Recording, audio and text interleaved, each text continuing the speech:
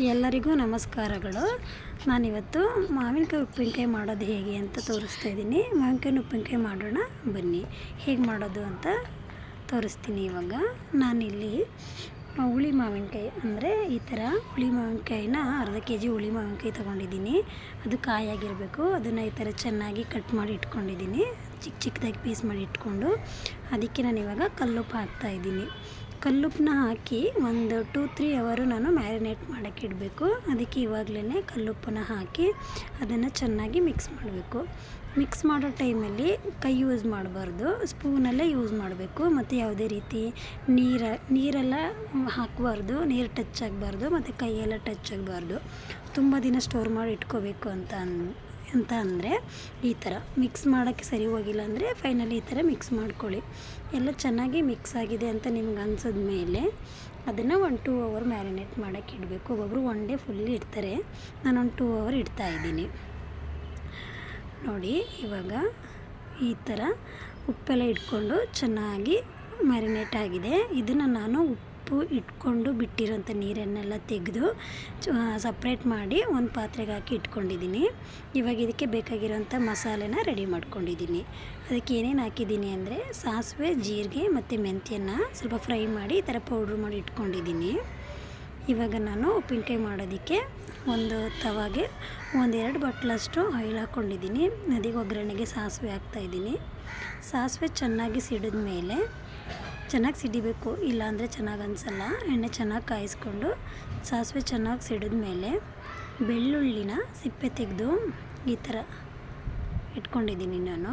ಇದು ಚೆನ್ನಾಗಿ ಫ್ರೈ ಆಗಬೇಕು. ಯಾಕೆ ಅಂದರೆ ಬೆಳ್ಳುಳ್ಳಿ ಹಸಿ ಇರುತ್ತಲ್ಲ, ಸ್ವಲ್ಪ ಹಿಂಗೆ ಆ್ಯಡ್ ಮಾಡ್ತಾಯಿದ್ದೀನಿ.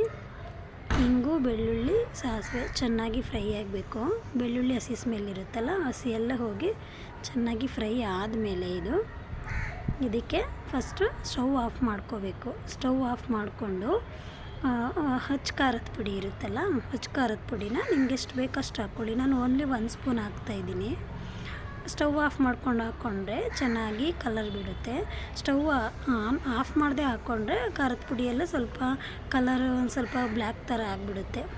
ಇವಾಗ ನಾನು ಮ್ಯಾರಿನೇಟ್ ಆಗಿರೋಂಥ ಮಾವಿನಕಾಯಿಗೆ ಸ್ವಲ್ಪ ಅರಿಶಿಣ ಪುಡಿ ಹಾಕ್ತಾಯಿದ್ದೀನಿ.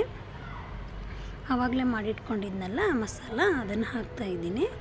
ಸಾಸಿವೆ, ಜೀರಿಗೆ, ಮೆಂತ್ಯ ಮತ್ತು ಇವಾಗ ಇದಕ್ಕೆ ನಾನು ಹಚ್ಚ ಖಾರದ ಪುಡಿ ಎಷ್ಟು ಬೇಕೋ ಅಷ್ಟು ಹಚ್ಚ ಖಾರದ ಪುಡಿನ ಹಾಕ್ತಾಯಿದ್ದೀನಿ. ಇದಕ್ಕೆ ಬೇರೆ ಯಾವುದೇ ರೀತಿ ಮಸಾಲ ಇಲ್ಲ, ಓನ್ಲಿ ಹಚ್ಚ ಖಾರದ ಪುಡಿ, ಸಾಸಿವೆ, ಜೀರಿಗೆ, ಮೆಂತ್ಯ ಇದಿಷ್ಟು ಮಾತ್ರ ಮೇಯ್ನು. ಸ್ವಲ್ಪ ಅರಿಶಿಣದ ಪುಡಿ ಮತ್ತು ಒಗ್ಗರಣೆಗೆ ನೀವೇನು ಆಯಿಲ್ನ ರೆಡಿ ಮಾಡಿ ಇಟ್ಕೊತೀರಲ್ಲ ಅದೇ ಇಂಪಾರ್ಟೆಂಟು. ಇವಾಗ ಇದಕ್ಕೆ ನಾನು ಉಪ್ಪು ಆ್ಯಡ್ ಮಾಡ್ತಾಯಿದ್ದೀನಿ. ನಾನು ಕಲ್ಲುಪ್ಪನ್ನೇ ಹಾಕ್ತಾಯಿದ್ದೀನಿ. ಯಾಕೆಂದರೆ ಆವಾಗಲೇ ಸ್ವಲ್ಪ ಮ್ಯಾರಿನೇಟ್ ಮಾಡಿ ಇಟ್ಟಿದ್ನಲ್ಲ, ಹಾಗಾಗಿ ಉಪ್ಪನ್ನ ಇವಾಗ ಆ್ಯಡ್ ಮಾಡ್ತಾಯಿದ್ದೀನಿ ನಾನು. ಚೆನ್ನಾಗಿ ಮಿಕ್ಸ್ ಮಾಡಬೇಕು. ಇವಾಗ ಇದನ್ನು ಕೈಲಿ ಮಿಕ್ಸ್ ಮಾಡಬೇಡಿ. ಅದು ಪಾತ್ರೆ ಯಾವುದೇ ರೀತಿ ನೀರಿನಂಶ ಇರಬಾರ್ದು, ಸ್ಪೂನ್ ಕೂಡ ನೀರಿನಂಶ ಇರಬಾರ್ದು. ಇವಾಗ ಚೆನ್ನಾಗಿ ಮಿಕ್ಸ್ ಮಾಡ್ತಾಯಿದ್ದೀನಿ. ನೋಡಿ ಅದರಲ್ಲಿರೋ ನೀರೆಲ್ಲ ತೆಗೆದು ಇಟ್ಟಿರೋದ್ರಿಂದ ಎಲ್ಲ ಫುಲ್ಲು ಡ್ರೈ ಆಗಿದೆ.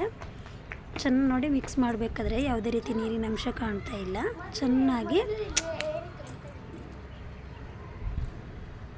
ಥರ ಚೆನ್ನಾಗಿ ಮಿಕ್ಸ್ ಮಾಡಬೇಕು. ಚೆನ್ನಾಗಿ ಮಿಕ್ಸ್ ಮಾಡಾದಮೇಲೆ ಇದಕ್ಕೆ ಆವಾಗಲೇ ಆಯಿಲ್ ರೆಡಿ ಮಾಡಿ ಇಟ್ಕೊಂಡಿದ್ವಲ್ಲ, ಆ ಆಯಿಲ್ನ ಹಾಕ್ತಾಯಿದ್ದೀನಿ. ನಿಮ್ಗೆ ಎಷ್ಟು ಬೇಕೋ ಅಷ್ಟನ್ನು ಆಯಿಲ್ ಹಾಕ್ಕೊಳ್ಳಿ. ನಾನು ಫುಲ್ ಒಟ್ಟಿಗೆ ಹಾಕಲ್ಲ, ಆವಾಗವಾಗ ಸ್ವಲ್ಪ ಹಾಕಿ ಚೆನ್ನಾಗಿ ಮಿಕ್ಸ್ ಮಾಡ್ಕೊಳ್ತೀನಿ. ಇವಾಗ ಇದನ್ನು ಚೆನ್ನಾಗಿ ಸ್ಪೂನಲ್ಲೇ ಮಿಕ್ಸ್ ಮಾಡ್ತಾಯಿದ್ದೀನಿ. ನೋಡಿ ಆಯಿಲ್ ಸಾಕಾಗಿದೆ ಅನಿಸುತ್ತೆ, ಬೇಕಾದ್ರೆ ಇನ್ನು ಸ್ವಲ್ಪ ಆ್ಯಡ್ ಮಾಡ್ಕೋಬೋದು. ಇವಾಗ ಇದಕ್ಕೆ ಸಾಕು ಅನಿಸುತ್ತೆ. ಇವಾಗ ಚೆನ್ನಾಗಿ ಇದನ್ನು ಮಿಕ್ಸ್ ಮಾಡ್ತಾಯಿದ್ದೀನಿ.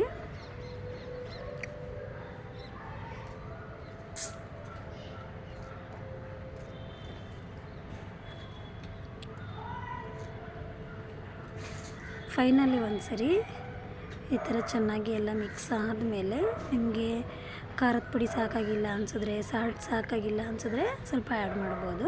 ನಂಗೆ ಸ್ವಲ್ಪ ಖಾರದ ಪುಡಿ ಸಾಕಾಗಿಲ್ಲ ಅನ್ನಿಸ್ತು, ಅದಕ್ಕೆ ಇನ್ನು ಸ್ವಲ್ಪ ಆ್ಯಡ್ ಮಾಡಿದ್ದೀನಿ. ಇವಾಗ ಎಲ್ಲ ಕರೆಕ್ಟಾಗಿದೆ, ಚೆನ್ನಾಗಿ ಮಿಕ್ಸ್ ಕೂಡ ಆಗಿದೆ.